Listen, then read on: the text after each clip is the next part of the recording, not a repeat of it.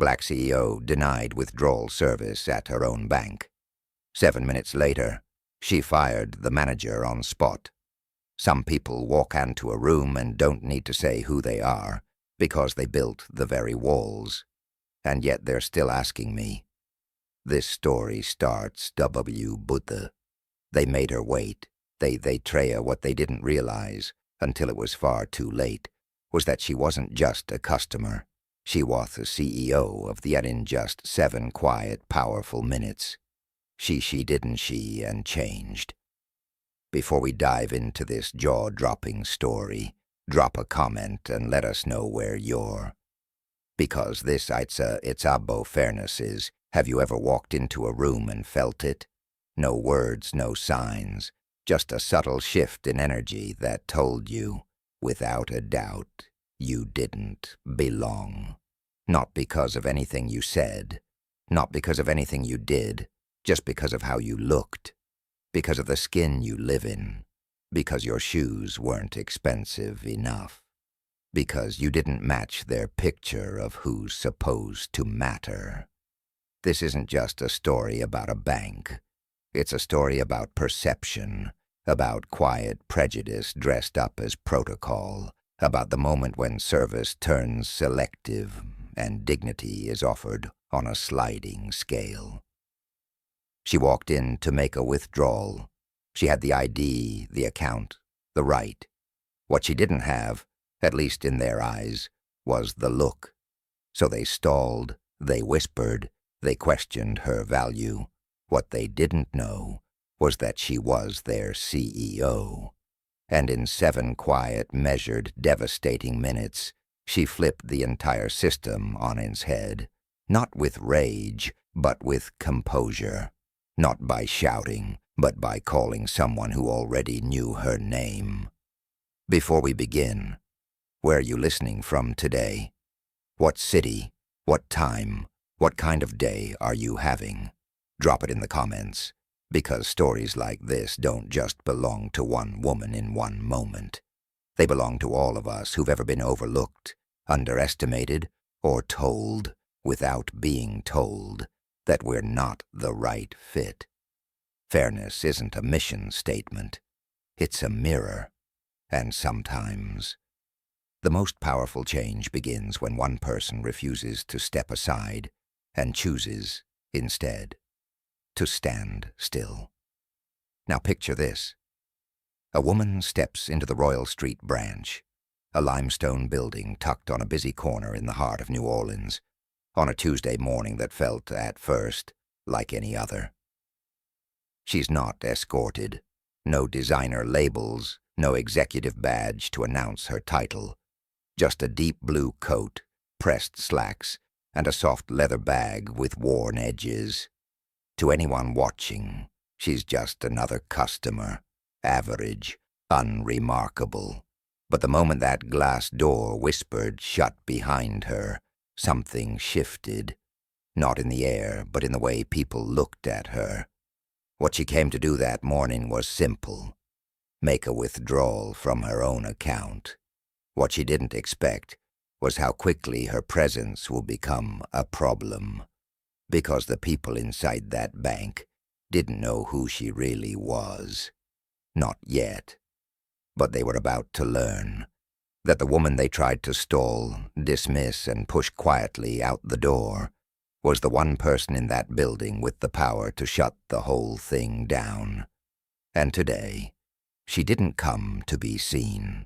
She came to see everything. New Orleans, Tuesday morning, 9:02 a.m. Thin rays of sunlight spill through the iron arches of the French Quarter, scattering patches of light across the old cobblestone streets, marked by time-like scars refusing to fade. In the distance, Café du Monde is already bustling with tourists, the rhythmic clip-clop of horse-drawn carriages carrying people back into memories infused with vanilla and jazz. A black woman walks down Royal Street, where the flagship branch of Lighthouse Financial Group, the bank famously dubbed the beacon of modern finance, is located. She wears a navy blue coat, black tailored pants, and her hair neatly tied in a low bun. No designer purse, no badge, no entourage. Her steps are slow yet steady, each one deliberate, quiet but purposeful.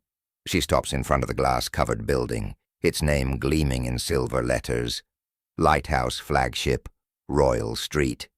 A small, elegant sign beneath reads, "We serve values, not just accounts."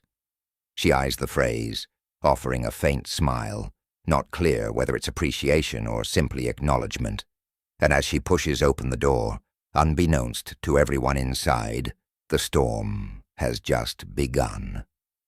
Inside, the bank lobby is quiet, refined, and scented subtly with citrus and premium oak. Behind the reception counter is a prominent bronze relief world map, each pinpoint marking a global branch, from Switzerland to Singapore. But the true story lies not in the lavish decor, but in the eyes of those inside. As soon as she steps through the door, the woman draws several brief glances from the customer service desk. A blonde receptionist lifts her head slightly, taking in the plain coat, naturally curled hair, and minimal makeup, then quickly lowers her gaze, pretending to rearrange papers.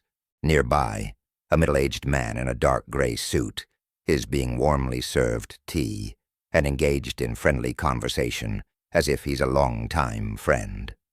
A young white woman, dressed simply but clearly belonging to the right social circle, is swiftly guided to the express counter without taking a number or waiting. The woman in the navy coat quietly takes a seat in the leather-padded chairs near the window, pulling out her phone and casually scrolling, her eyes subtly absorbing everything around her. Each glance, each whisper, and each tiny gesture is carefully noted as quiet evidence. 3 minutes later, the receptionist approaches hesitantly. "Excuse me, are you here to open an account or—" The woman looks up, offering a gentle smile, yet unwavering gaze. "No, I'm here to make a withdrawal from my personal account." "Oh, in that case, please take a number and wait." No thank you, no eye contact, just subtle reluctance conveying a clear message. "We know you don't belong here." She takes her ticket. Number 106. The current number displayed is 101. 10 minutes pass, and 2 white customers who arrived after her have already been served. One leaves with a thick stack of cash, the employee even escorting him politely to the door. The woman in navy remains seated, her back straight, hands calmly placed on her lap. No frown, no checking her phone again. She isn't impatient. She remembers. A young employee emerges from an adjacent room. Her name tag reads Haley West, about 26, eyes sharp but cautious. Haley scans the waiting list, her gaze hesitating briefly on the woman's name, brow slightly furrowed as she calls out, "Number 106? The woman stands, stepping toward the counter. Haley quickly sizes her up before asking, polite but wary, "What transaction would you like to make?" "A cash withdrawal from my personal account." Haley nods slightly. "Do you have identification?" The woman nods, neatly placing an ID card and a bank card on the counter. Everything is perfectly prepared, with no errors. "May I ask how much you'd like to withdraw?" $115,000. Silence. For a brief moment, the air seems to freeze. Haley swallows nervously, glancing quickly at the woman, then down at the account screen. She discreetly presses an internal button. Moments later, a tall man approaches, Colin Briggs, a senior specialist with polished looks and eyes famously capable of reading a client in 3 seconds. "Is there a problem?" Colin asks, standing behind Haley. though his gaze clearly fixes directly on the customer. Haley whispers softly, "It's a large sum. I just wanted to verify." Colin stares directly at the woman, pausing just long enough for discomfort to set in before smirking. Usually, his southern accent softly lilting but carrying a hidden venom. Transactions like these have rather interesting origins. The woman doesn't react. She tilts her head slightly as if listening to a speech she's heard many times before. "I've presented all necessary identification. I'm a long-time customer." Colin chuckles. "Sure. But perhaps this account was recently loaded from some settlement?" Haley blushes, clearly uncomfortable but silent, recognizing the absurdity, but unsure or afraid of how to respond. The woman raises her gaze, not angry, but deep, her voice steady. "You may call someone with authority if you're incapable of verifying who I am." And that very statement ignites the first spark. Colin hesitates briefly, but then scoffs, turning away and saying, "All right, let me get Rebecca Langston, the branch manager, to speak with you." Rebecca Langston emerges from the executive office behind the counters, her high heels clicking softly on ivory marble, sounding sharp and hollow, like knives cutting across glass. Each step carries the confidence of someone accustomed to being greeted with respect. At 46, Rebecca has spent 15 years steering the Royal Street branch, not merely as a manager, but as if she owns the place. No one on her team refers to her warmly as boss, just Miss Langston, as though she herself embodies an authority that's visible, tangible, and unapologetic. When Rebecca's gaze lands upon the woman at counter 4, slender figure, calm expression, coat without a logo, and wallet without a brand, the first thing she sees isn't a customer. It's a problem that's forced her to pause her end-of-quarter financial review and personally appear at the front counter on a Tuesday morning, something she normally delegates. "Good morning. I'm the branch manager. Is there an issue I can help with?" Rebecca's voice drips with honeyed politeness, yet deeply layered with condescension. She doesn't ask for the customer's name, offer a handshake, or check the files beforehand, merely appearing, standing slightly taller, and letting the silence after her greeting communicate clearly. "I'm in charge here." The woman facing her, still standing straight, hands steady, softly replies, "There's no misunderstanding. I'm simply requesting a cash withdrawal from my personal account. All documents have been provided." Rebecca doesn't respond immediately. She picks up the ID card with 2 fingers, as though handling something distasteful.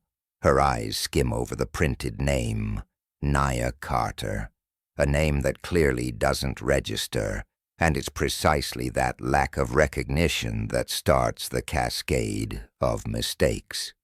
Rebecca slowly places the ID card back down, her smile perfectly rehearsed for premium customer service, but her eyes cold as shaded marble. $115,000 in cash is quite substantial, Miss Carter. May I ask what this amount is for? In a bank where white customers regularly transact hundreds of thousands without questions, that inquiry is an implicit declaration. We don't trust you. The woman's face remains unchanged. She tilts her head gently, voice calm, yet firm. I don't think that's necessary. The amount is fully within my limit, and I've presented all required identification. Rebecca leans forward slightly, her tone lowered as though offering generosity. This is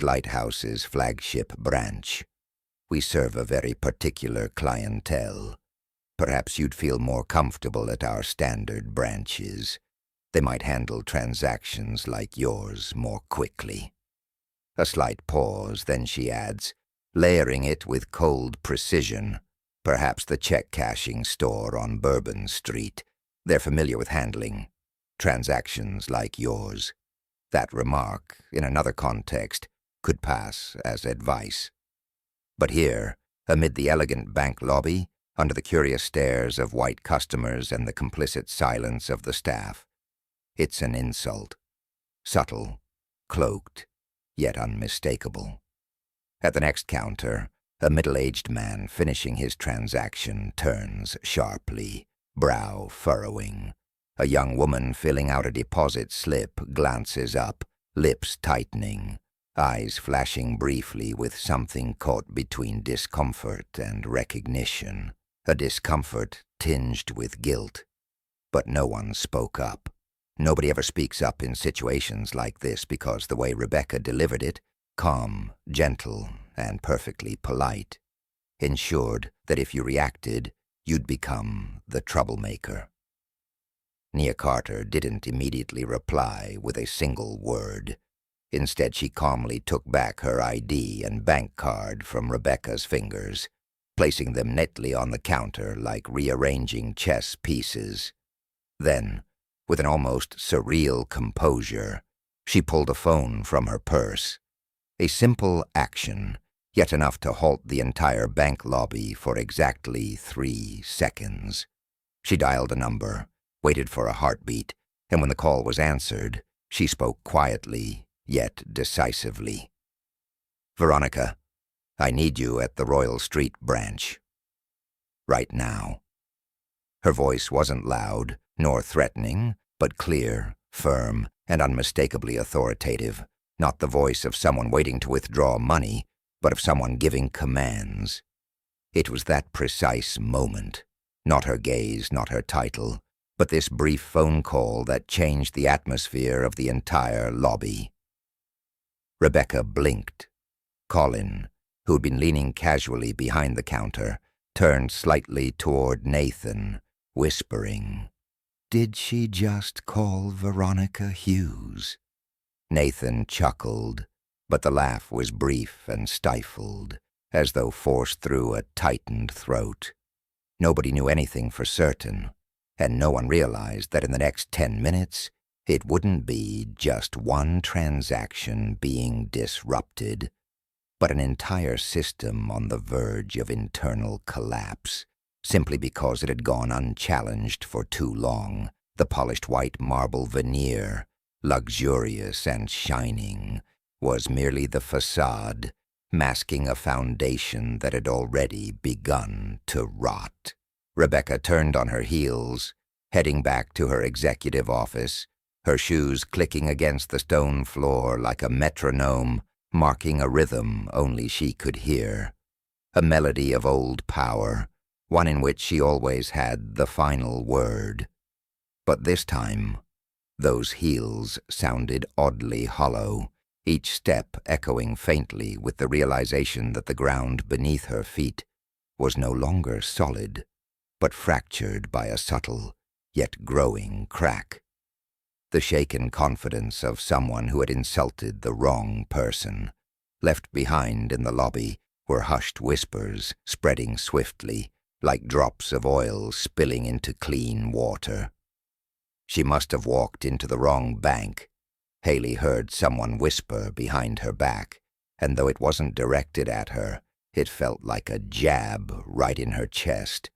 Her face flushed, hand hovering over the screen, cursor frozen in place, as if her thoughts had halted.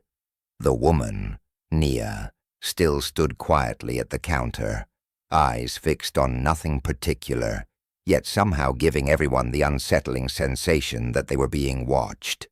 Not in anger, but in a cold, quiet determination, as if she were accustomed to scrutiny and rejection, but this time was carefully observing her evaluators before acting. Colin Briggs leaned closer to Haley, smirking slightly.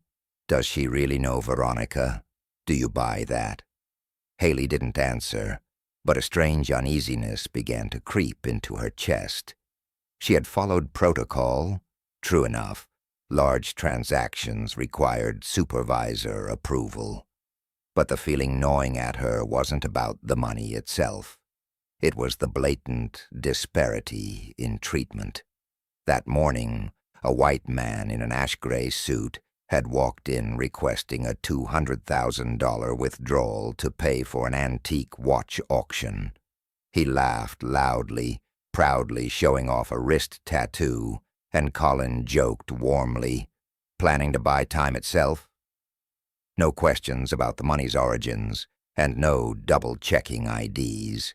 But with Naya, a black woman in an unbranded coat, with a gentle but unapologetic voice, all eyes were scrutinizing her as though she were a glitch in a system programmed exclusively for the right kind of people. Across the room, Nathan Drew poured himself a coffee, taking his first sip and muttering, "Maybe she won the lottery, or divorced some rich guy." A receptionist nearby giggled softly, quickly retreating when Haley's eyes shot over. A heavy tension filled the air, not due to loud words, but the implications hidden in every smile, gesture, and silent glance. It wasn't open hostility. That would be easy to call out. Instead, it was prejudice trained into instinct, concealed within professional smiles and "yes, ma'am" tones, colors that shifted instantly when confronted by a face not fitting their expectations. Naya remained silent, unmoving, not lowering her phone.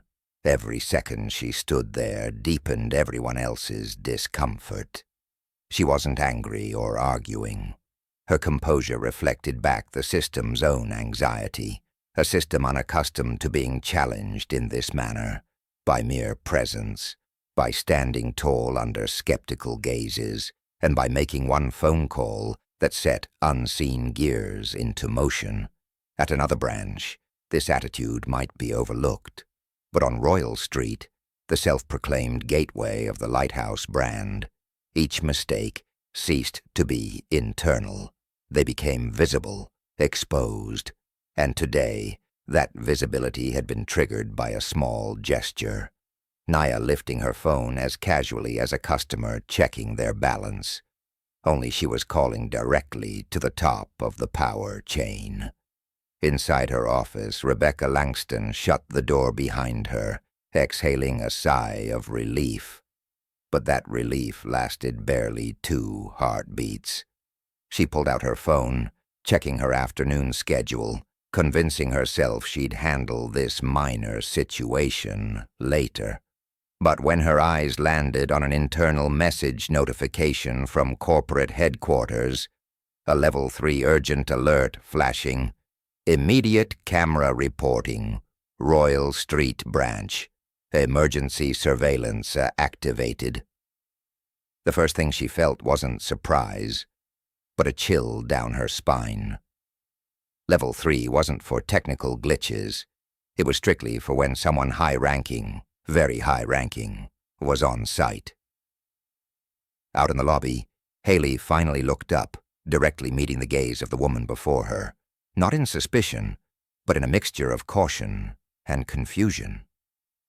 Naya looked back, without smiling or blaming, simply a shared look between two women, one who'd lived decades facing skepticism, the other suddenly realizing she was playing a role she no longer wished to be part of. Behind them, the screen displayed number 110. Yet everyone knew time inside the bank had stopped from the moment Naya walked through that door. From now on, every second wouldn't measure transactions, but confrontation with truth, with prejudice, with consequences. The $115,000 displayed wasn't the issue.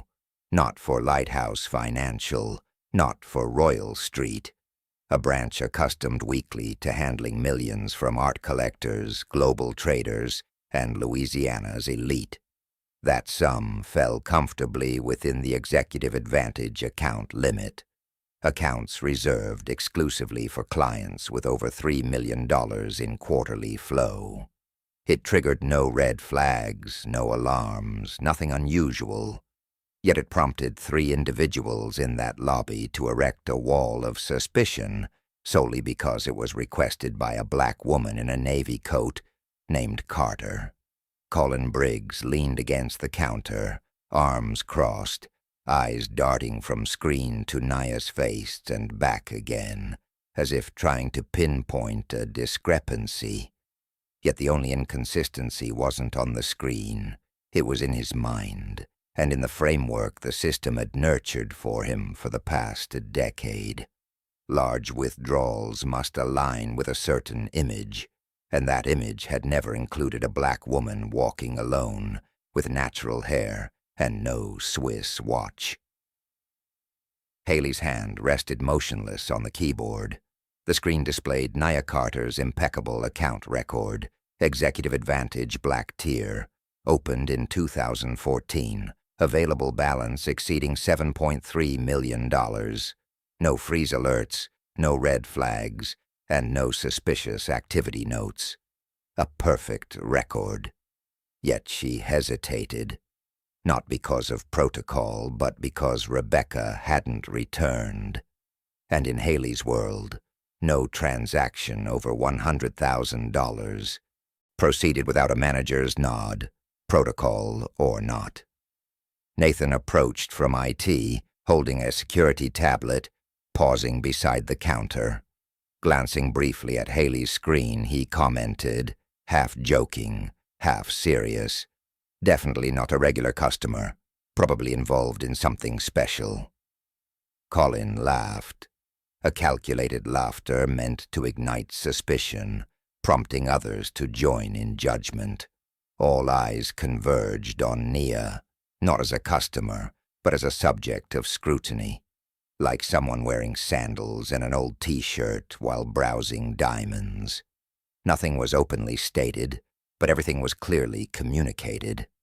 Suspicion transcended professionalism, reaching prejudice. Nia remained firm, neither retreating nor advancing, quietly confronting the stares, not with anger, but sheer presence. Her silence spoke louder than any protest. Rebecca returned, smile thin as a thread, no apology offered. Glancing at the screen, she instructed calmly, "Pause the transaction. I need additional internal verification." Her voice is professional, yet unmistakably dismissive. Naya had heard this before. Verification was an excuse, a shield, a delaying tactic. She'd seen it firsthand many times, but today, standing on the receiving end, she wasn't a teller. She owned the system. Rebecca turned to Nia, polite but icy. "We need to verify some details before we can proceed, for security." She offered Nia a graceful yet damning escape route. "Perhaps try our Bourbon branch. They might be more flexible." It wasn't assistance. It was velvet-gloved exile. It was prejudice, cloaked not in refusal, but in delay. Not in shouts, but in smiles. Nia placed her hand gently on the counter, not forceful, but firm enough to be heard. She pulled out her phone again, and this time, before dialing, she looked directly into Rebecca's eyes. "I spoke with Veronica Hughes this morning. I'll call her again. It seems the issue isn't with my account." She pressed the button. Rebecca froze slightly. The name Veronica Hughes this time wasn't hypothetical. It was repeated with such certainty and ease that those who had been joking moments ago didn't dare glance up. And for a brief second, Rebecca's face revealed a flicker of uncertainty, a disruption completely outside her usual operational routine. Right at that moment, the internal desk phone rang once. Haley picked it up quickly. On the other end, unmistakably, was Veronica Hughes's voice, deep, clear, and sharp as a blade, slicing through the mist. I'm on my way to the Royal Street branch. Halt all transactions. No one leaves their position." Haley nodded instinctively, though no one could see, and glanced at Rebecca. She didn't have to speak because every gaze in the lobby now understood clearly. A storm was approaching, and no one knew what it would sweep away. The silence filling the Royal Street lobby wasn't from fewer customers or paused activities. It stemmed from an invisible weight pressing down on the room, unseen yet intensely felt by everyone. Nia still stood quietly at counter number 4, unmoving and without further words. Yet her presence was like a giant mirror placed in the middle of the room, not reflecting appearances, but the underlying truth of everyone present.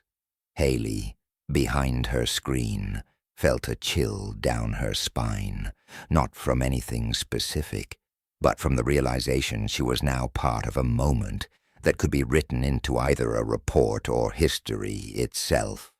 Rebecca remained silent, gripping her tablet, no longer confident but filled with unanswered questions.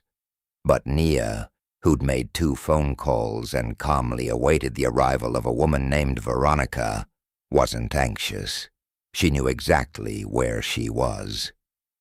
She had once stood exactly where Haley now stood, behind the counter.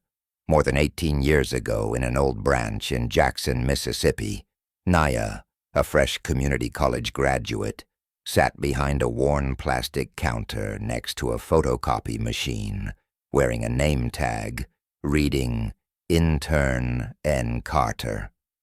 She wasn't allowed to handle transactions above $1,000, never invited to speak at Monday morning meetings, and never addressed by name by older white customers, only as girl, or worse, ignored entirely.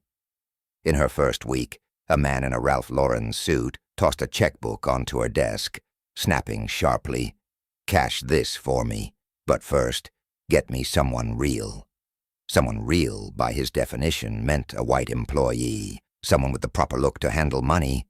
Nia had nodded, smiled, and stepped back, as she'd been trained to do. No reaction, no demands, just quietly becoming invisible when required by the system. Throughout her first year, Nia made no mistakes, but received no promotion. When she asked why, her manager, a blonde woman named Marianne, responded with words that stayed with her forever. "You're a fantastic employee, but you don't have the right presence to represent the brand." No one explicitly said that this presence related to her skin color, her hairstyle, or her southern accent, but Nia didn't need it spelled out. She understood perfectly from how people avoided eye contact during meetings, from co-workers who used "we" when speaking amongst themselves and "them" when referring to black employees, and especially when less qualified applicants, with names like Williams or Chapman, were invited into private rooms with executives. She remained outside, preparing reports, waiting for her name, called only when an irate customer needed calming. Nia didn't leave the system. She didn't slam doors or draft petitions. Instead, she stayed, quietly, persistently, remembering everything.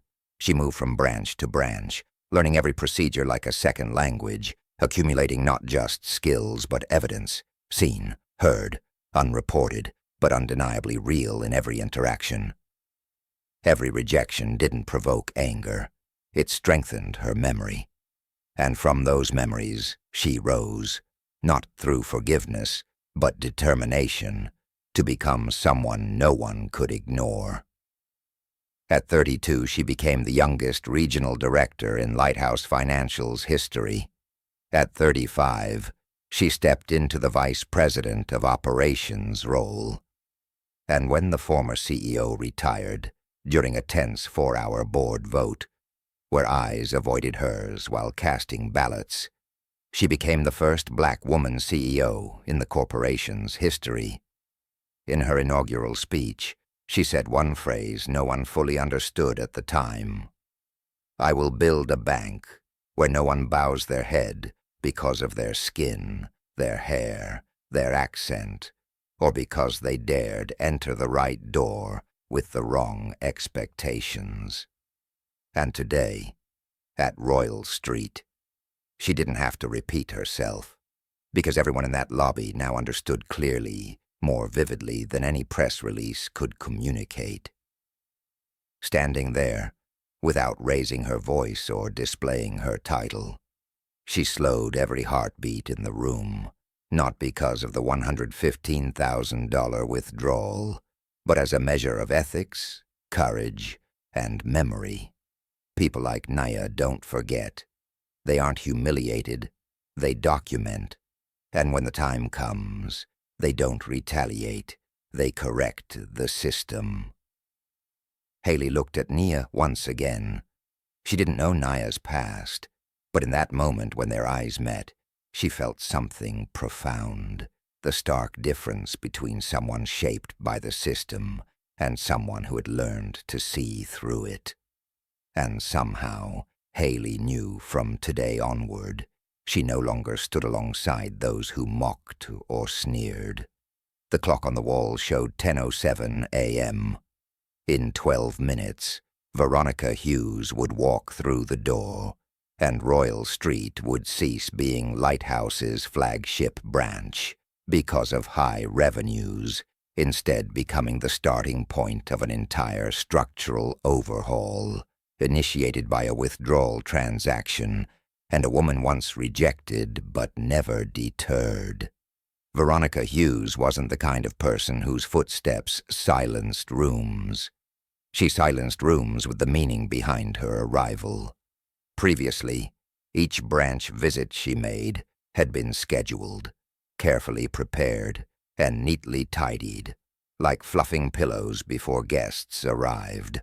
But this time, there was no advance notice, no internal memos, no welcome checklists.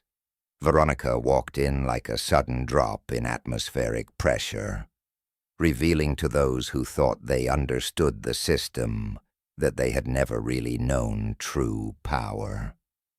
When the glass door swung open at exactly 10:19 a.m., no one immediately recognized who entered until Rebecca's gaze landed on the woman in the charcoal-gray blazer stepping inside, without greetings or eye contact, just a sharp movement carrying a clear message. She wasn't there to chat. Veronica Hughes, Executive Vice President of Lighthouse Financial Group, had sat in the boardroom 5 years prior during Nia Carter's CEO nomination, and was the only woman among 14 executives to say aloud, "If competence is judged not by numbers but by appearance, perhaps we should change our slogan from banking for everyone to banking for the few." That statement never appeared in meeting minutes, but silenced 4 senior executives instantly, paving a road for Nia, a road Veronica knew well, one laid not with flowers, but stones bridging a deep trench of prejudice. Rebecca swallowed hard upon recognizing Veronica, her tablet dropping slightly, as though it had doubled in weight. She stepped half a pace backward, forcing a smile that didn't reach her eyes. "Ms. Hughes, what a surprise to see you here." Her voice broke, futile in the air. Veronica didn't immediately respond. She stopped mid-lobby, turning slowly like a blade, exposing an opponent's vulnerabilities, looking straight at Rebecca, not greeting, not small-talking, simply issuing commands in a voice quiet yet long-standing, as if it had existed in the room before its construction. "Stop all transactions. No one leaves their positions. Immediately send me surveillance footage from 9 a.m. onward. Pull every transaction over $10,000 today." Colin stepped backward. Nathan pretended to busy himself on his tablet, Fingers trembling erratically, Haley stood frozen, face pale, realizing this was no longer just a customer incident, but something far greater, deeper, and impossible to ignore with a standardized apology. Nia remained exactly where she was. No movement, no raised voice. Veronica's presence was the direct result of 2 phone calls that carried no threats or title dropping. Just a simple statement, "I'm at Royal Street," and that was sufficient to summon a woman who, over the last 20 years, had never allowed injustice to pass without leaving a mark, whether recorded in documentation or dismissal files. Nia glanced toward Veronica, nodding subtly, a silent acknowledgement between 2 women who understood each other without explanation. Between them stood a history devoid of friendship or favors, just a mutual understanding that actions weren't for individuals, but principles. Veronica approached Rebecca, whose fading smile resembled a weathered painting. "Do you know who this is?" Veronica asked, not loudly nor sarcastically, yet audible to everyone. Rebecca glanced nervously at Nia, then back at Veronica, eyes overflowing with discomfort. She didn't answer, caught in a trap of her own making. "This is Nia Carter," Veronica stated slowly, each syllable drawn from heavy layers of truth. "Founder of the Minority Client Fund, creator of Executive Client Service Standards, and," she paused briefly, allowing tense breaths to echo, "the CEO of Lighthouse Financial Group." A gasp echoed softly from somewhere behind. Colin stepped back, Nathan swallowed hard, and Haley lifted a hand over her mouth, stifling an "Oh my God." Rebecca didn't say a word. She lowered her gaze to the tablet as if it might offer some escape. But there was none, because everything she needed to know was already written right in front of her. She'd simply never bothered to read it. Veronica turned her eyes away from Rebecca and slowly moved toward Nia, her steps calming as the anger faded upon seeing her longtime ally standing as strong as ever. "I'm sorry," Veronica finally said, her voice quiet for the first time, not as an executive, but as someone watching a friend treated as a stranger in a house they'd both built. "I can't change the past," she continued, "but I promise you, this present moment won't fade into silence." The entire lobby held its breath. At that instant, the presence of these 2 women, one once underestimated for her southern accent, the other mocked as just a woman in operations, made those in pressed shirts and polished shoes stand frozen like students, anxiously waiting to be called to the board. No one knew what would come next, but they understood clearly this time no one would escape with merely a warning email. Not anymore. The 40th floor of Lighthouse Financial's headquarters wasn't listed on the building's directory. There was no reception area, no plants, no shining golden letters like those in the lobby downstairs. Just a solid steel door embossed with a subtle internal emblem. A lighthouse, partially hidden by a gently parted curtain. Behind that door was the bank's sophisticated security surveillance hub, the central nerve system collecting, analyzing, and recording data from over 400 branches nationwide. This floor wasn't a place anyone wanted to appear. Not because of punishment, but because here excuses held no weight. And right now, the 40th floor sprang to life, like a central nervous system detecting a dangerous malfunction deep in the heart of its operations. The room glowed softly blue from dozens of screens. Technicians, usually silent workers, now typed furiously as a stark message flashed across their monitors. Level 2 internal emergency, Royal Street branch. Activate comprehensive surveillance. Authorization code, Hughes V. One supervisor looked up toward the command desk, where Veronica's voice came through clearly. I need footage from every camera in the Royal Street branch, starting at 9 a.m. Sound, angles, expressions, dialogue, everything. Her tone wasn't loud, but it resonated deeply, like the bass note, preparing for the climax of a symphony. A series of screens simultaneously activated, displaying 7 perspectives of the branch. Ceilings, walls, transaction counters, entrances, employee break rooms, and even the hallways leading to the parking lot. Footage replayed from 9 a.m., Nia Carter walking in, receiving dismissive glances, waiting until 9:37 to be called, repeatedly asked for identification, then subjected to internal verification. Everything is recorded in flawless 4K resolution. Every whisper, smirk, and subtle eye roll captured in vivid detail. No commentary necessary, no narration required.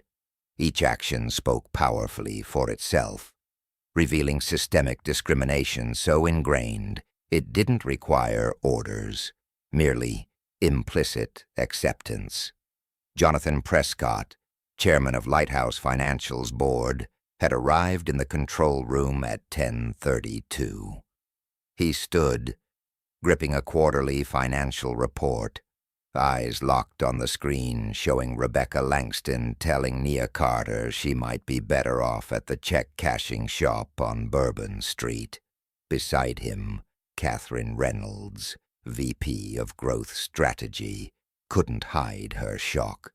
"That's our CEO?" she murmured, the question rhetorical.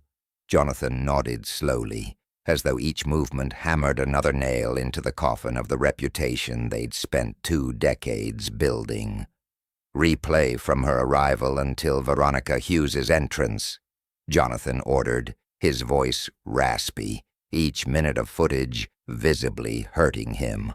Technicians obeyed, juxtaposing images side by side. Nia waiting ignored for 37 minutes, contrasted against a white customer receiving immediate VIP treatment.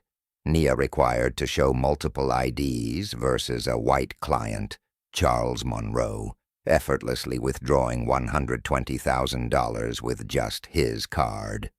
Rebecca's cold dismissal, "You're not part of our clientele," displayed opposite the bank's slogan, "Every client, equal care, no exception." Catherine stepped back, voice breaking. "How long has this been happening?"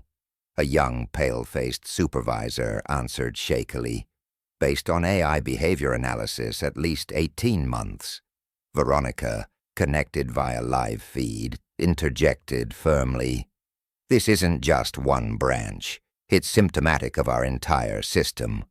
If our system discriminates this way, we're no longer a lighthouse, we're a maze." Jonathan moved closer to the screens, meeting Nia's recorded gaze, expressionless but penetrating, devoid of anger, yet filled with something more intimidating, memory. A memory of every past insult, every subtle dismissal, now meticulously using the system itself to expose it. He murmured softly but clearly, "We're not being defeated externally. We're being eroded from within by what we assumed were standards." Another employee rushed in, placing a color-coded report on the table. The breakdown of customers who had withdrawn their accounts from Royal Street over 2 quarters, highlighted in bold red. 42% of clients of color withdrew all assets, 3 times the system-wide average. No further explanation was necessary. The screens spoke volumes, and the curtain had irrevocably lifted. At 10:48 a.m., Royal Street's lobby remained quiet, tension thickening like a drawn bow.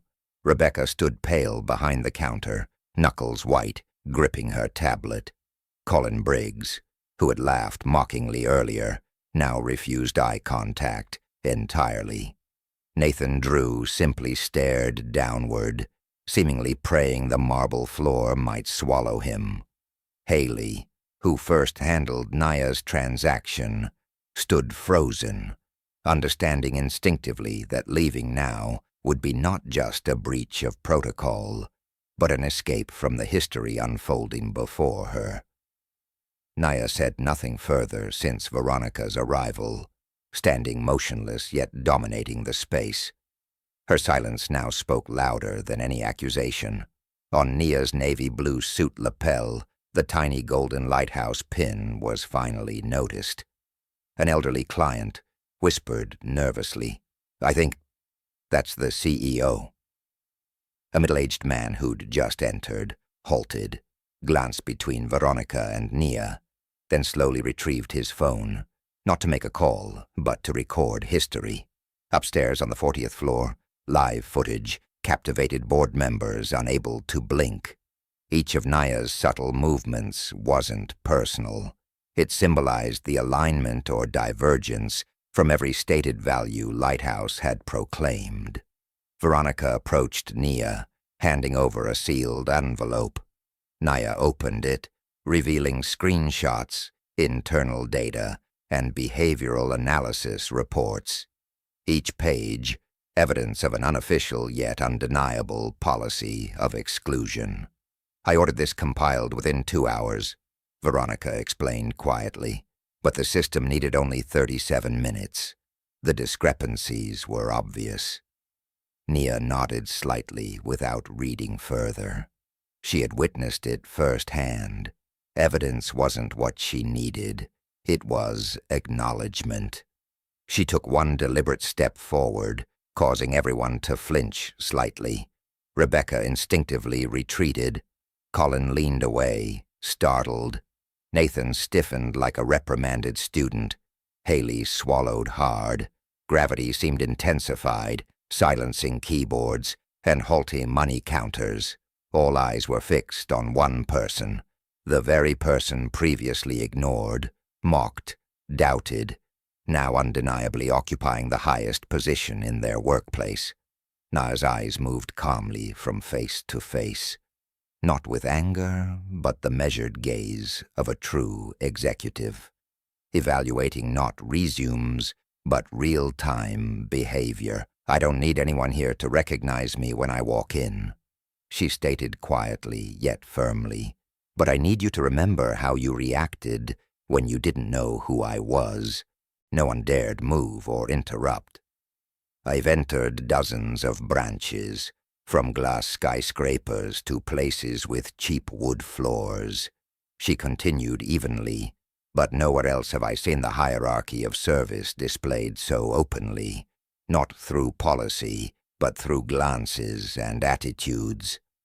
Her voice carried weight, not harshness, but the quiet strength of someone who had spent sleepless nights mastering inventory systems without recognition, who had typed countless reports unnoticed. She didn't need to shout, because now she occupied the exact place others once tried to deny her. A security officer approached Veronica, whispering briefly. Veronica nodded, turning to Naya. "The 40th floor confirmed. The board is watching live and requests an immediate special meeting this afternoon. They are waiting for your next move." Naya didn't turn her head, looking straight at Rebecca instead, saying clearly, "I won't be attending any meeting. I'll handle this right here." Rebecca opened her mouth as if to speak, but no words came. Perhaps in her mind, the quarterly performance reports, the internal meetings where she'd once been applauded for operational efficiency, were now crumbling piece by piece, because that efficiency, built upon selective exclusion, was not efficiency at all.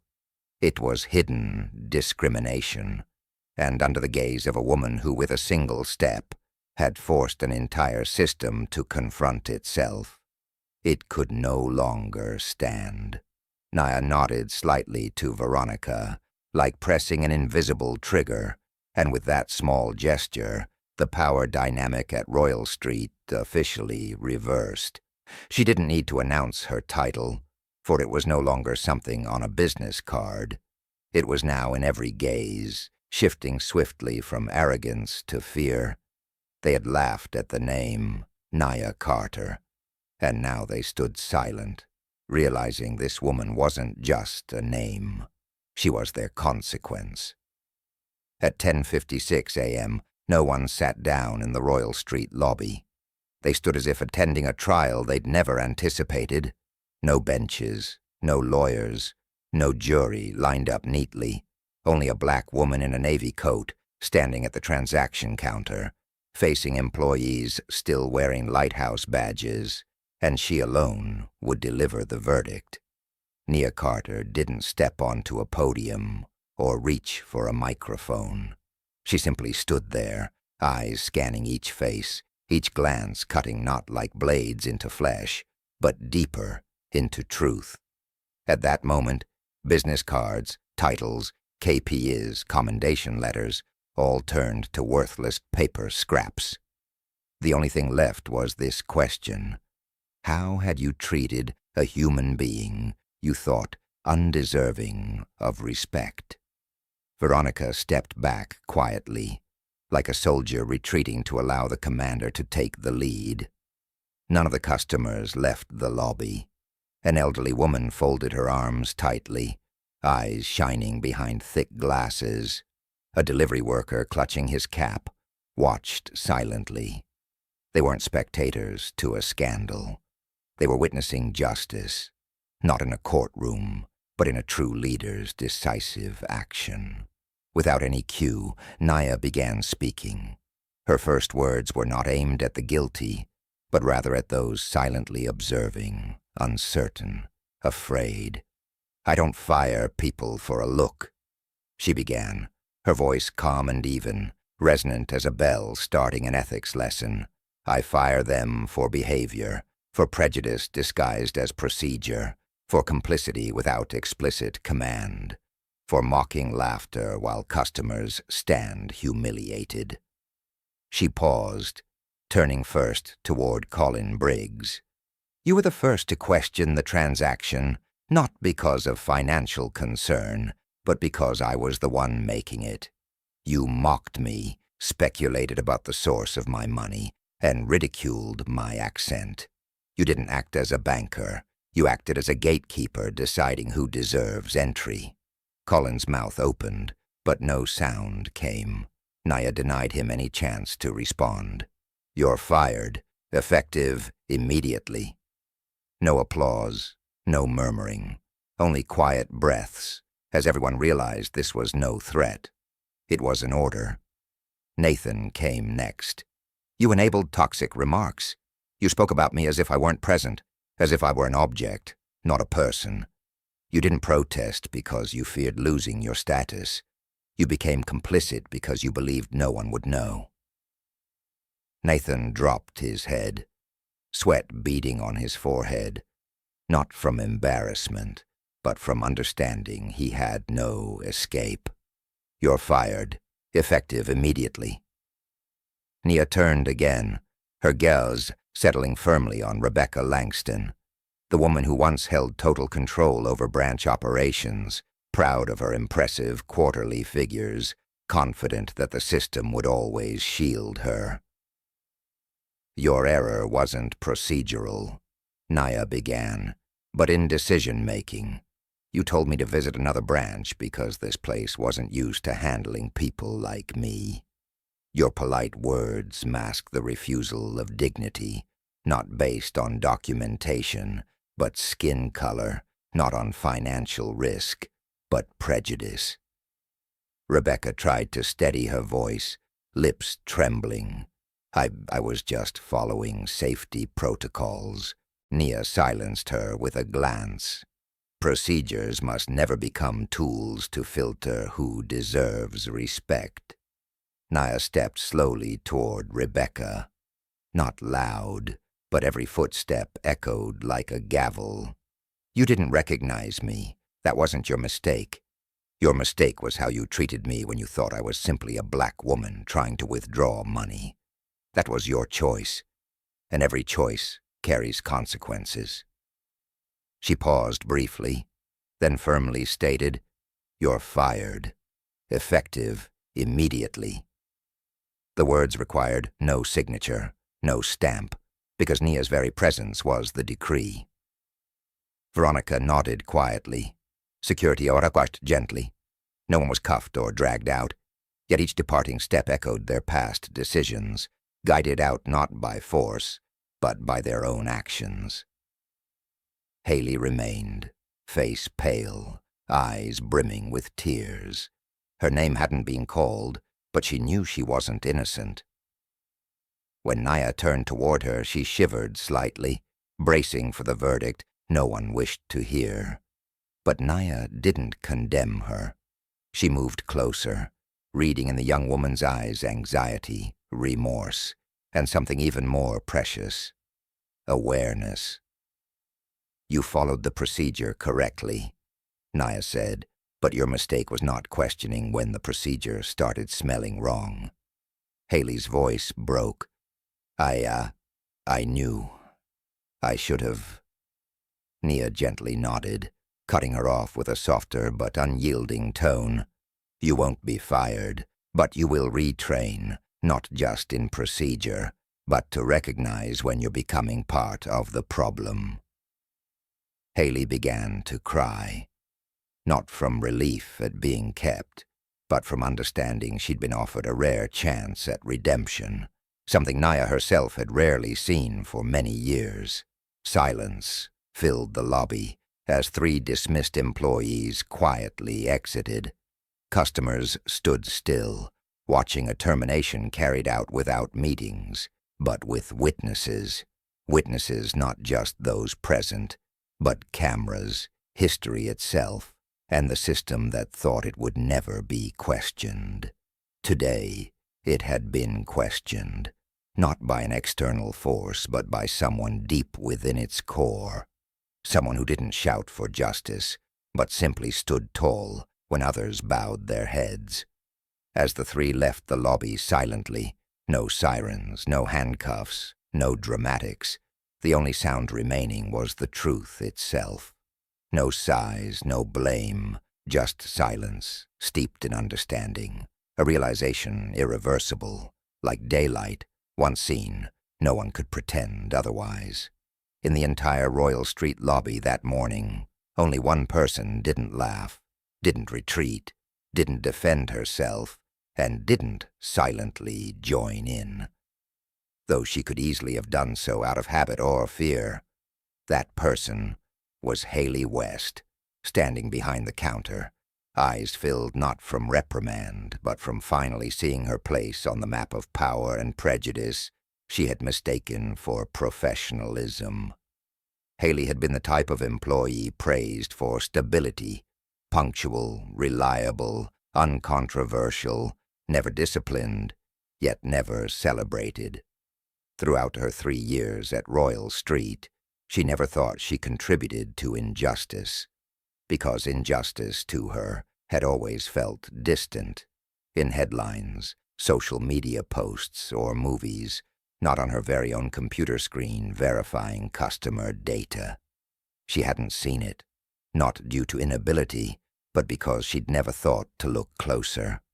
Until Nia Carter stepped in, not with accusations, only with herself and an unflinching gaze. And now, when everything had ended, when 3 names had been removed from the employee registry, Haley remained, hands at her sides, palms cold as dried sweat. She couldn't bear to look at Nia again, not out of fear, but shame. But then, unexpectedly, Nia stepped forward, her eyes no longer cold, but deeply reflective, impossible to ignore. "You could have joined in, but you didn't laugh," Nia spoke, calm as if remarking on a small detail, yet marking the critical boundary between complicity and awareness. "You called management according to the procedure, but you also knew that the procedure was flawed. My interest isn't in what you did, but what you realized. Haley's lips trembled soundlessly. Nia continued, I'm not keeping you out of pity. I'm keeping you because you can change, and because true change doesn't start from those always right, but from those who acknowledge their mistakes and choose not to repeat them. Haley nodded, eyes red, not from weakness, but from knowing she stood on a thin line between becoming part of a problem or the beginning of a solution. Veronica stepped closer, handing Haley a slim envelope. This is your enrollment in our new internal training program on equity in service. You're the first to join, not to relearn procedure, but to relearn seeing people. Haley accepted it with both hands, realizing it weighed heavier than anything she'd carried in her past 3 years, because inside wasn't just paperwork. It was a fresh start. The next day, Haley arrived at Veronica's office at 7 a.m. before training even began. She wore a simple ash-gray shirt, her hair neatly tied, eyes shadowed by sleeplessness. But when Veronica entered and found Haley already seated, notebook open, writing a single phrase, no one is born knowing how to see correctly. Veronica smiled, not from satisfaction but affirmation. Affirmation that some people, when confronted by wrong, don't turn away, but instead choose to learn how to make things right. 1 month later, Haley visited other Lighthouse branches, not as an instructor, but to share a personal experience. That discrimination isn't always rooted in malice, but continues because of silence. A nod in the wrong direction can trigger a chain reaction, collapsing an entire system. Foundation. And if a girl who once feared losing her job so much that she never spoke up could change, then others could, too. Nia Carter didn't appear in these training sessions. She didn't need to. Her presence was now embedded, not just in lectures, but in every training slide, every pledge employees signed, and in the determined look in Haley's eyes each time she stood before a new group, steadily declaring, I was wrong, but I chose not to repeat that mistake. And so, the one person who didn't laugh on the day everything fell apart became the very first person to rebuild from the ruins. At 8 a.m., the headquarters of Lighthouse Financial in New Orleans, CBD, gleamed from sunlight, reflecting off its glass facade. But on the 12th floor, where the System Restructuring Coordination Center operated, nobody leisurely awaited their coffee. Data analysts, monitoring teams, and strategy personnel had been seated since 6:45, driven not by rallying cries, but by a palpable urgency, an awareness that the truth had been laid bare, and no response could be swift enough. At the head of the table stood Veronica Hughes, holding a dossier barely 30 pages thick, but powerful enough to reshape how nearly 500 branches nationwide operated. She didn't await applause or empty praise, for this meeting wasn't for individual accolades. It was to face a reality Lighthouse had long ignored, confronting the corroded core of its organizational structure. For years, Veronica began, her voice measured yet impossible to ignore. We judged branch success by account growth, conversion rates, and transaction speed. Yet we never once had an index measuring fairness in customer experiences by race, income, or social factors. She placed the dossier open on the table, displaying 2 starkly contrasting visuals. To the left, a graph shows Royal Street's consistent growth over 3 quarters. On the right, a heat map illustrating negative feedback from customers of color, feeling ignored, delayed, and mistrusted.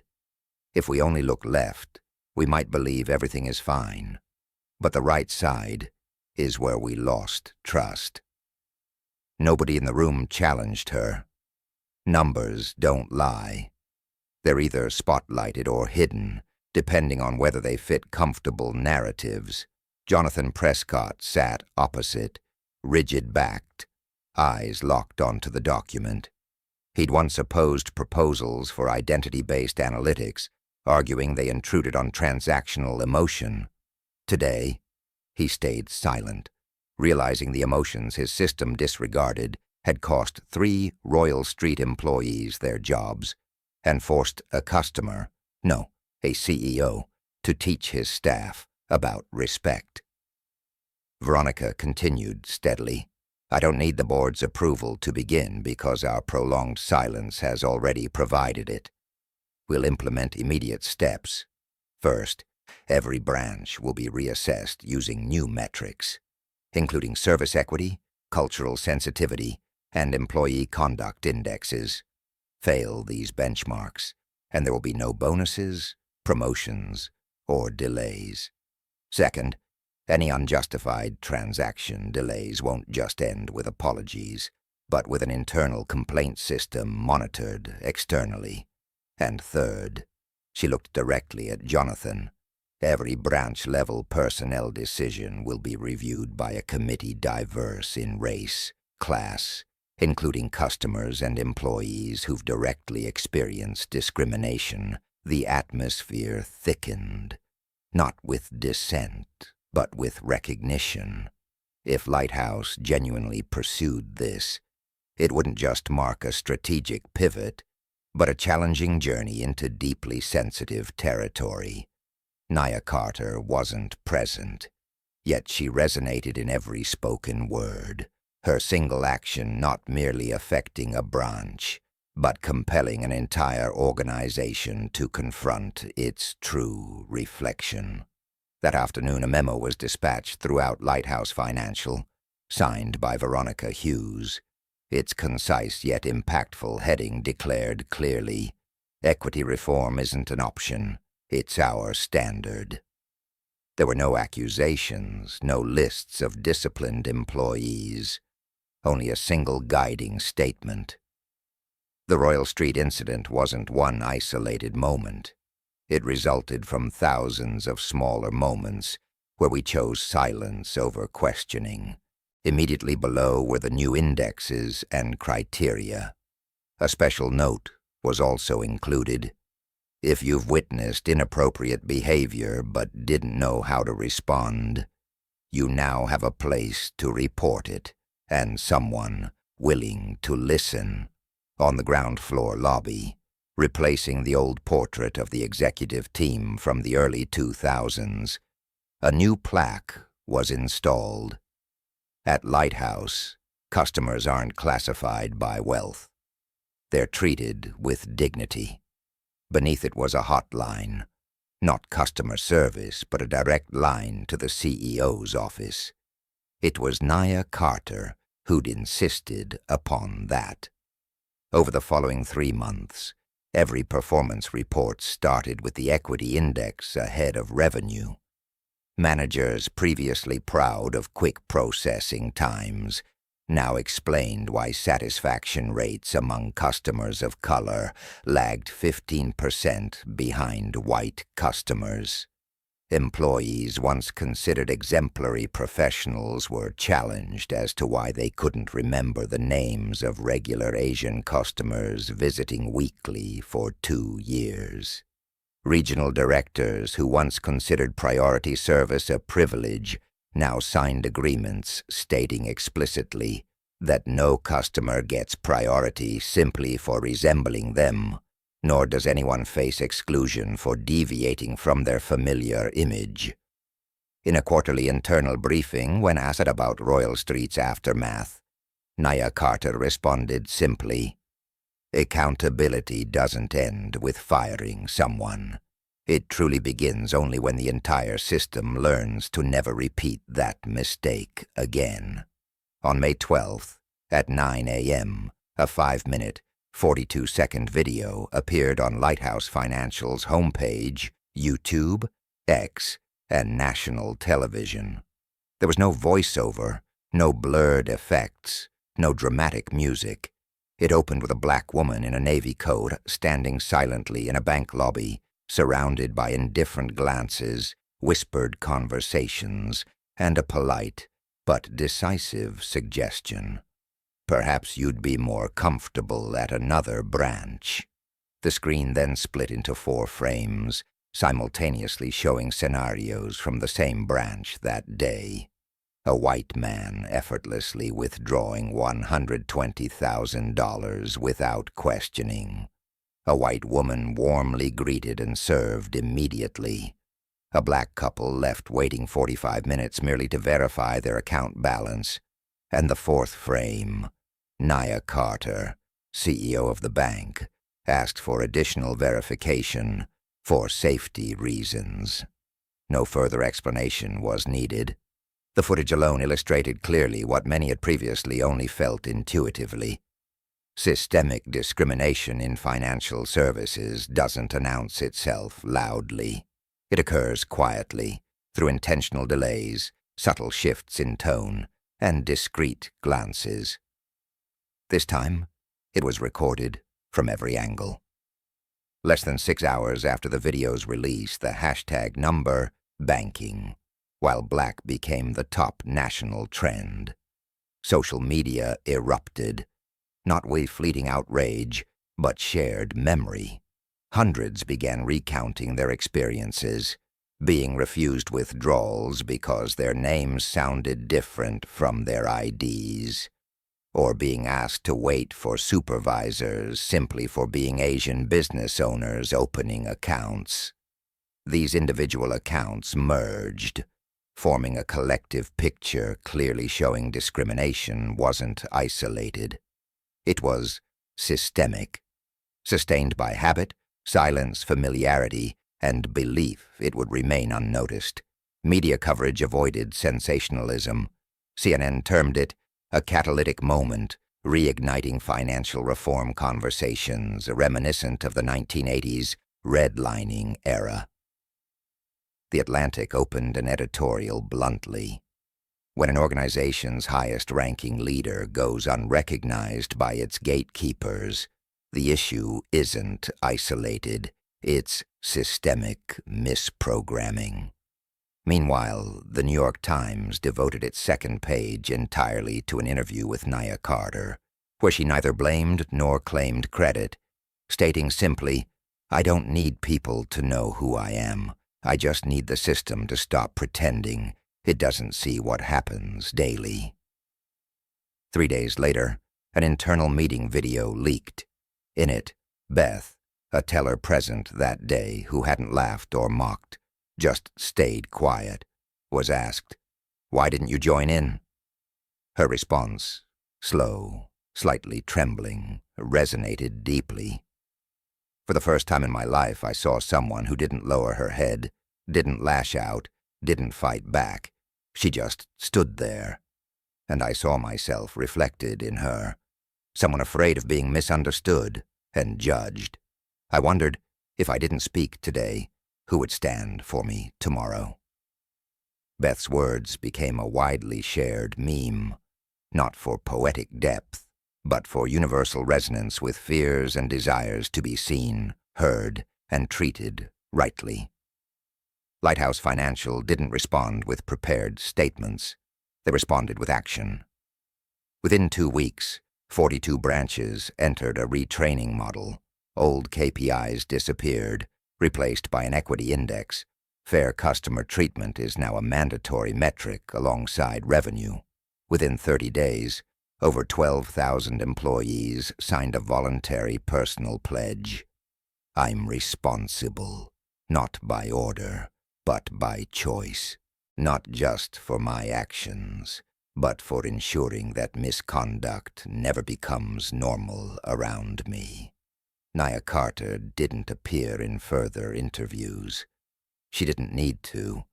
She didn't run an image campaign or retell her story on television from the beginning, because she understood that a system only truly changes when people stop merely talking about an event and instead act upon what the event revealed.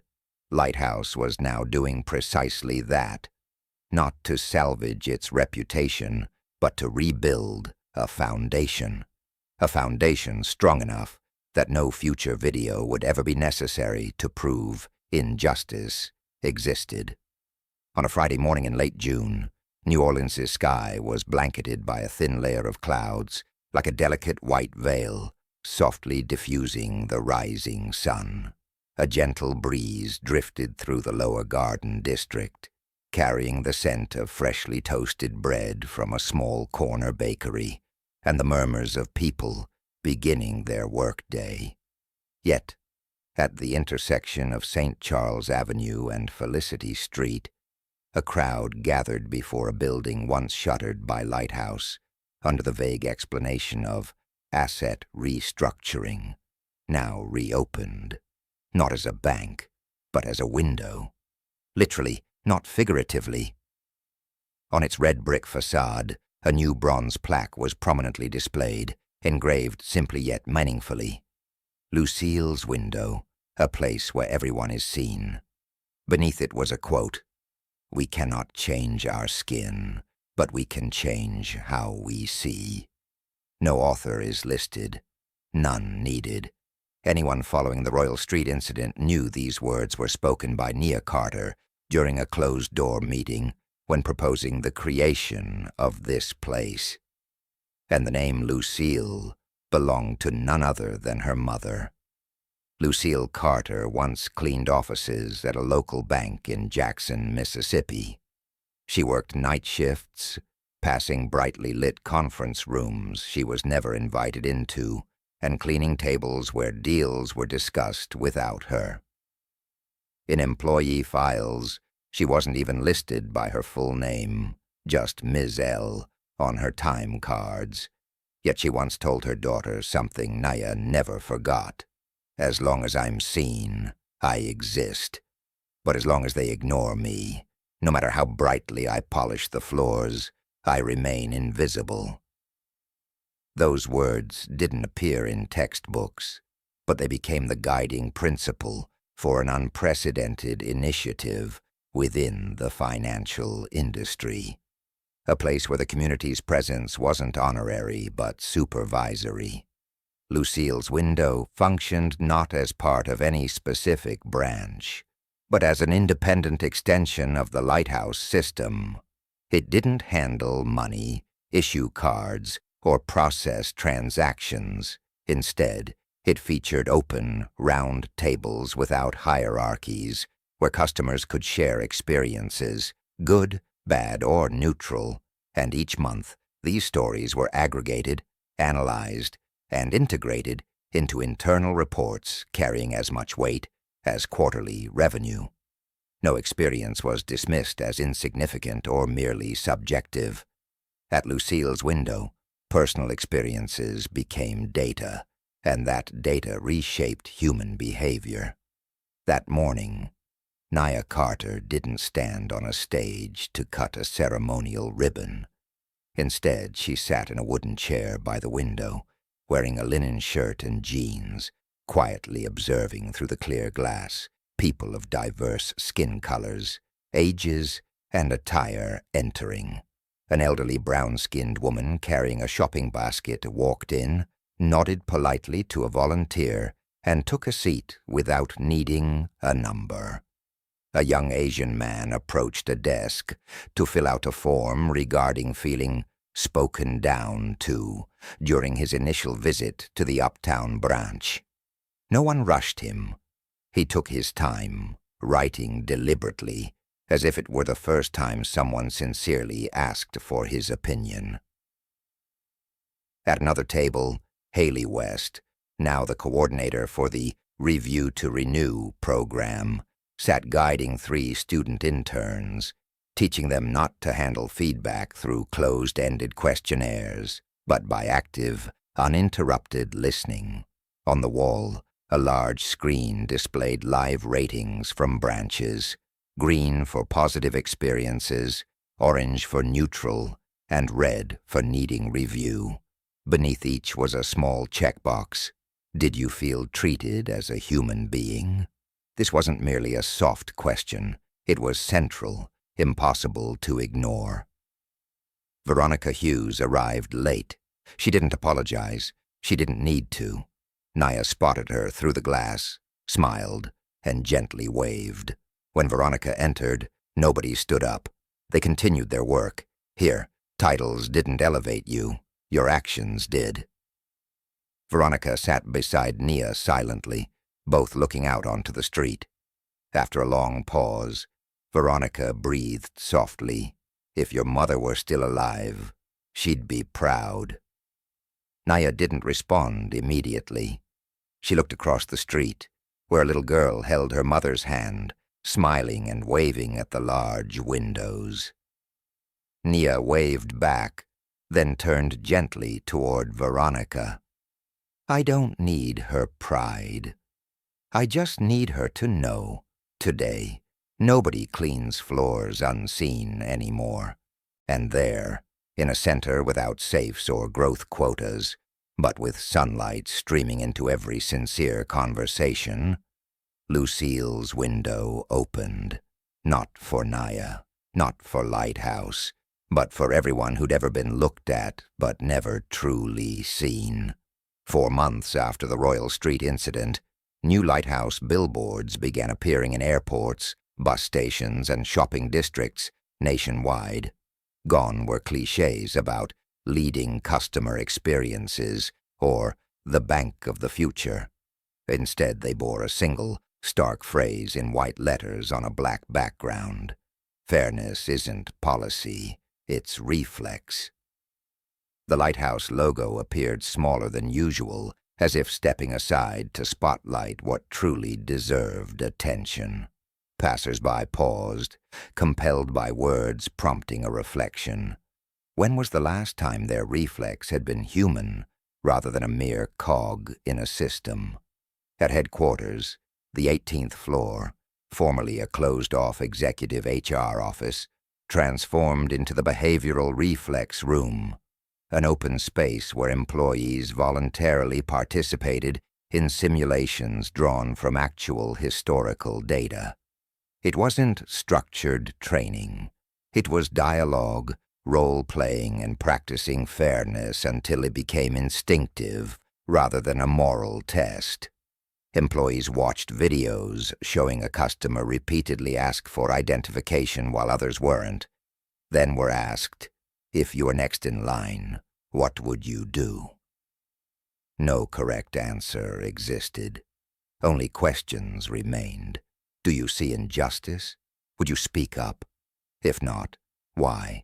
Veronica Hughes once stood amid nearly 70 regional directors, sharing the only moment in her career when she'd remained silent, witnessing a Middle Eastern employee publicly humiliated by a client, thinking, it wasn't my place. She didn't dramatize remorse or justify her silence. She simply stated, if I can learn from my silence, others must be allowed to learn from theirs before paying its price. Her words became etched on a wooden sign at the room's center. Fairness doesn't start with victims. It starts with witnesses. At branches, fairness slowly seeped into every detail. Employees learned not to judge appearances, not only with customers but colleagues. Internal assignments adopted a role rotation model. Each month, customer advisors spent a week as receptionists, transaction clerks handled customer care, and managers personally greeted customers at the entrance, responding to feedback within 3 minutes. No exceptions existed. No one was senior enough to ignore listening, and no one bore responsibility alone. Haley West, now director of the Southern Region's Bias Reflex Training Program, recounted to interns an incident at Baton Rouge where a customer in work attire was asked 4 times, "Are you sure you bank here?" When reported, Haley didn't reprimand. Instead, she brought the employee into a meeting, replayed the video, and asked gently, if this person were your mother, father, partner, would your voice hold the same tone? The young employee broke down, not from criticism, but from realizing a flawed reflex wasn't unforgivable. Refusal to examine it was. At a national banking conference in Chicago, Lighthouse received the annual award for Most Positive Systemic Service Reform. Nia Carter didn't accept personally. She sent a brief video from Lucille's window, saying simply, "We didn't come to be the best bank.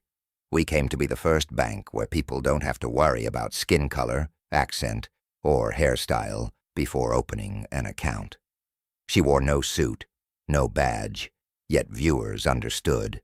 Once fairness becomes reflexive, it doesn't require recognition, just reinforcement. A day before the 6-month anniversary of Royal Street, Lighthouse announced a new software system, LUCIA, an acronym for Listen, Understand, Check, Intervene, Act. Each employee accessed it not to manage customer data, but to self-assess their behavior weekly. Lucia didn't assign scores. It posed questions. After each was a simple reminder. If you're unsure your actions are fair, question yourself first, before someone else has to speak up for you. When fairness ceases to be a department, when it's no longer trapped inside internal memos, when it doesn't wait for the offense to trigger a response, when fairness becomes a reflex, then Lighthouse ceases to be merely a bank. It becomes a living commitment. On November 17th, at exactly 8 a.m. Eastern Time, Lighthouse Financial became the first financial institution in the United States to live stream their Customer Behavioral Fairness Index directly on their official website. A dynamic, color-coded chart updating every 15 minutes. Not anonymous, not restricted to shareholders, nor buried within coldly worded quarterly reports, understandable only by insiders, but open, transparent, and simple enough for a fifth grader to glance and ask, "Mom, why is there more orange than green in this city?" The chart broke down data by region, branch, hourly periods, and customer segments, and uniquely introduced an index, unlike any financial metric before, the Human Fairness Index. Nia Carter herself insisted on this name, despite advisors suggesting something more subtle, like equity performance or inclusive engagement metric. She refused, understanding well that such subtlety in naming had historically obscured accountability. From Royal Street, Nia learned one thing clearly. Fairness doesn't require polished language, it demands clarity. The HFI didn't measure performance or customer satisfaction, but precisely quantified what institutions had long avoided, whether people felt treated as humans. Scores weren't decided internally, but directly by customers, through 3 simple questions delivered via the app after every interaction. Did you feel seen? Did you feel heard? Did you feel respected? The live stream launch of the HFI didn't include press conferences or fanfare, just a single 59-second video shared across every platform simultaneously. It opened quietly. A shot of an empty bank lobby, one black woman sitting silently. A line of text appeared.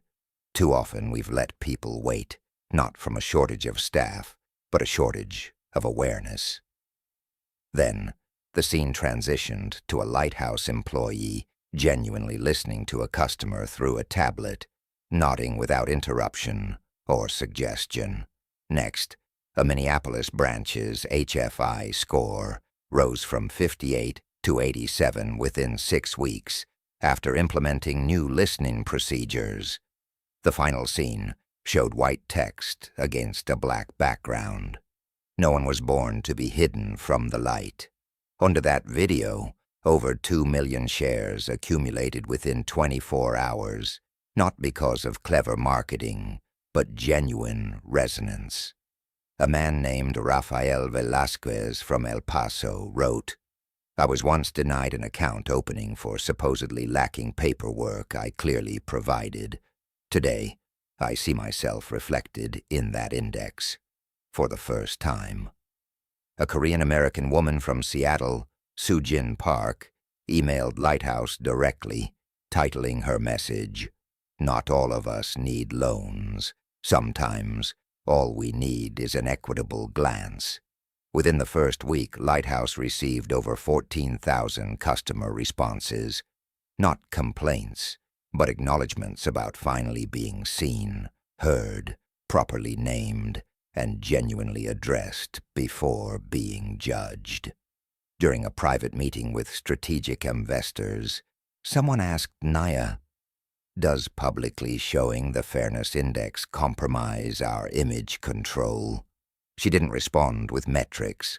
Instead, she quietly gestured towards the day's HFI chart, a branch in Tallahassee glowing red, Denver showing deep green, clusters of yellow around Dallas-Fort Worth.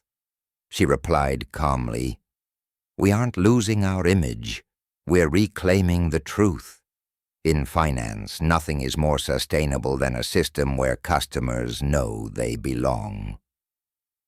No one in the room objected, not because doubt vanished, but because they understood that in the post-Royal Street world, banks were no longer judged solely by profits, but by their defense of dignity for the smallest customer who entered their doors. Soon after, Lighthouse began receiving partnership requests. A major health insurance provider proposed incorporating HFI into their customer care model.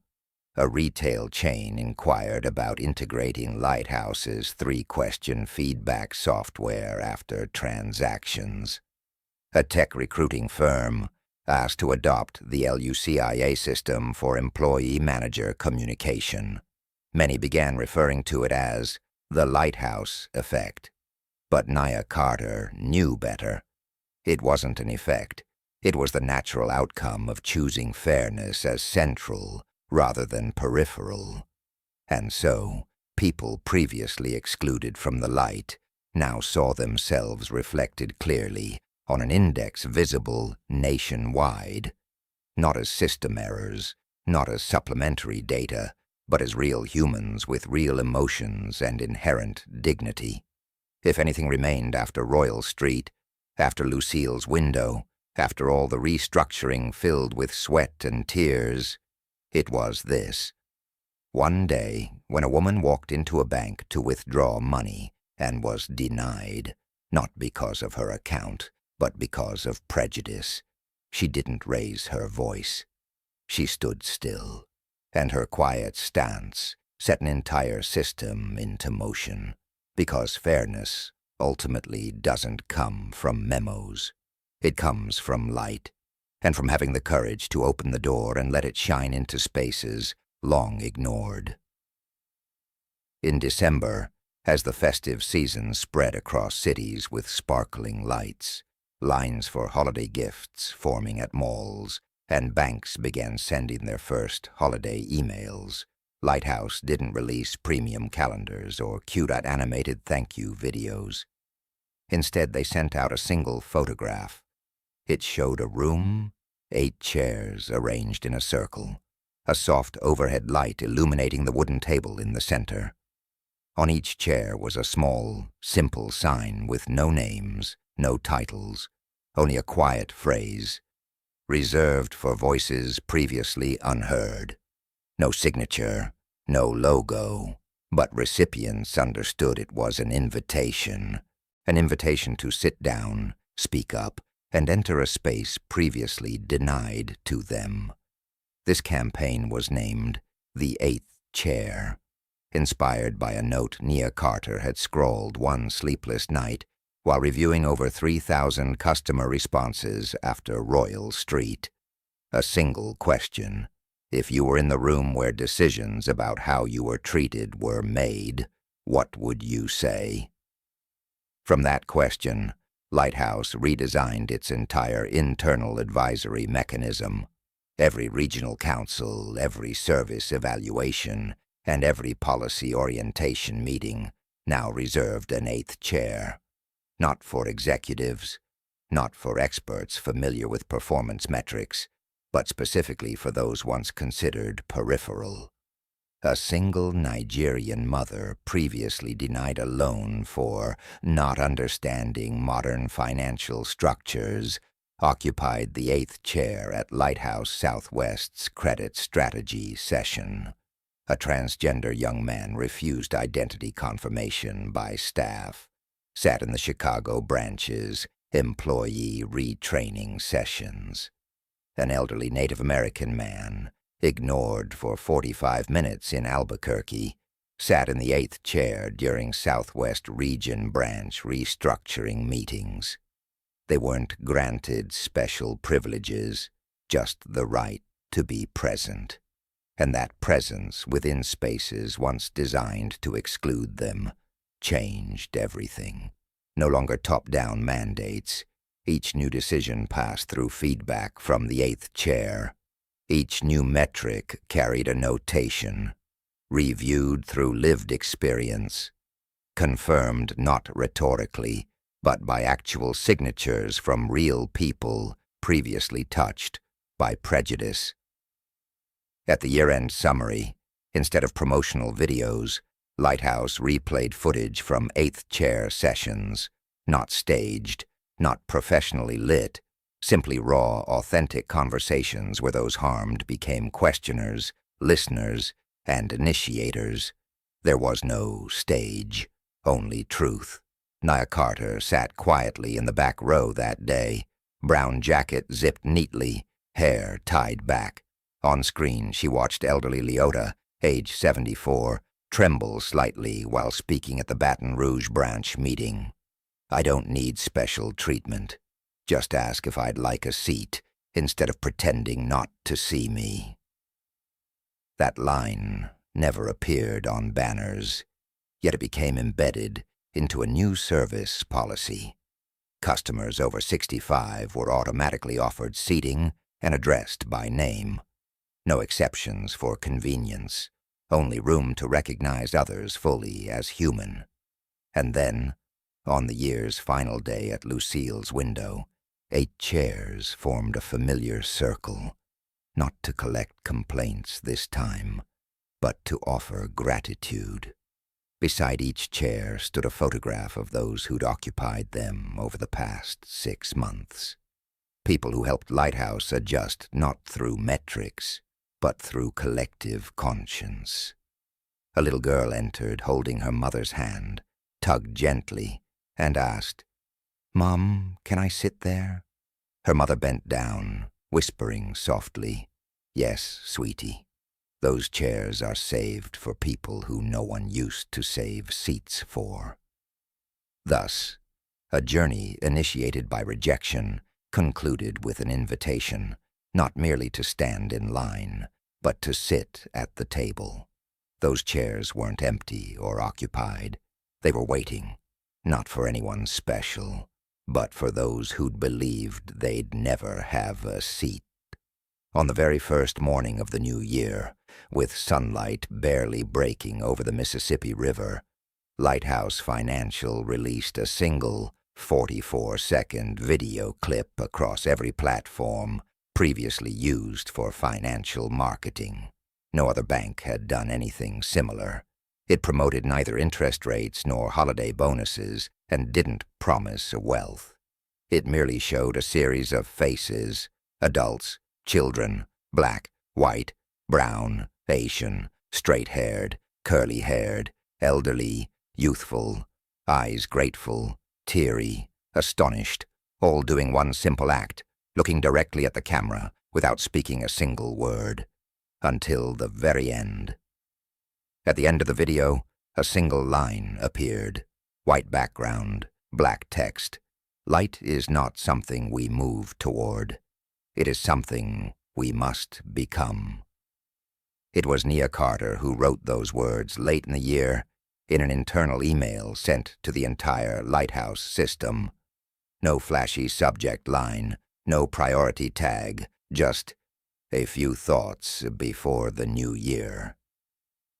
In the message, she wrote about how light had once been seen as something reserved for stages, boardrooms, and already well-lit spaces. But after Royal Street, after Lucille's window, after the 8th chair, she came to understand something more clearly than any business strategy ever taught her. We've grown used to seeing fairness as a spotlight shining from above. But real light is when someone who has been looked down on still chooses to look up. When they reflect not the bitterness aimed at them, but the value of being human. In January, Lighthouse introduced the Mirror Metrics Board, a new evaluation system not for customers, not for branches, but for every employee. Each quarter, instead of only receiving reviews from supervisors, each person was required to reflect on one action they were proud of, and one they regretted. This feedback wasn't punitive. It wasn't tied to bonuses, but it was mandatory to retain one's role. No one could manage others without managing themselves. No employee could speak to customers without being able to speak honestly to their own conscience. The system began to reflect, not just through external mirrors, but through internal ones. During a regional board meeting in Seattle, where executives were required to face real people in the communities they served, something unexpected happened. A hearing-impaired customer entered and was invited to sit in the 8th chair. Initially, the board hesitated. No one had prepared a translator. But then a receptionist stepped forward, took out her phone, and activated live speech to text. Not perfect, not polished, but enough for the woman to say what she'd been holding in for 4 years. "I don't need you to hear me clearly. I just need to know I'm not speaking alone." The room fell silent for 4 seconds after the words appeared on the screen. 4 seconds, as long as the 4 years she had been sidelined for not communicating conveniently.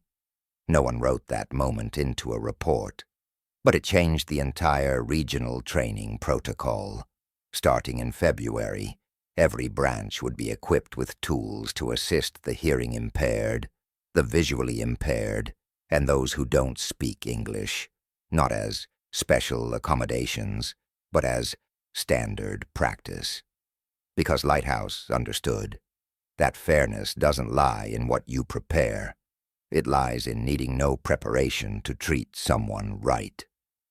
In March, during a talk with MBA students at Wharton, when asked what made her most proud after such a turbulent year, Nia Carter shared one small moment. That day, she visited a Lighthouse branch in Kansas City unannounced. She stood in line like everyone else.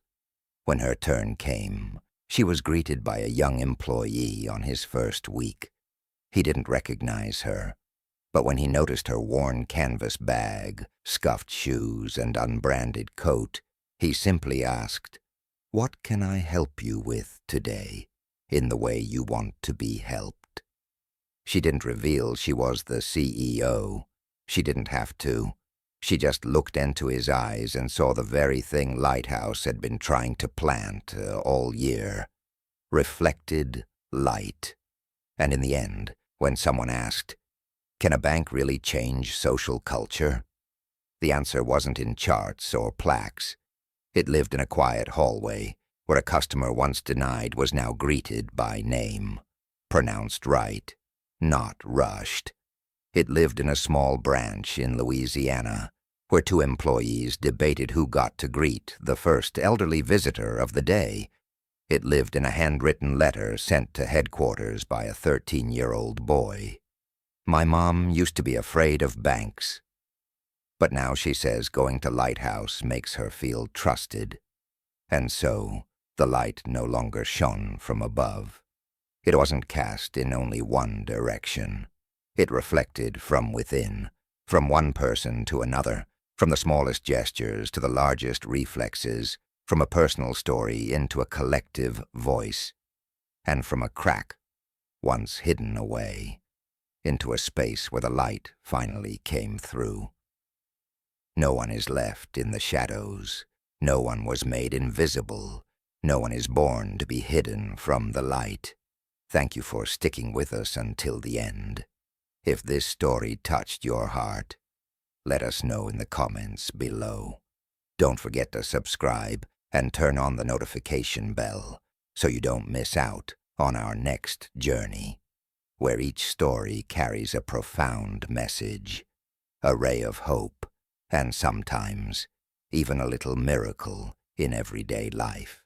See you in the next video. Don't forget to click like if you like the content, and especially please click the subscribe button with the icon Let Dry. We promise to continue to bring you emotional, humane, and sometimes captivating journeys. See you soon.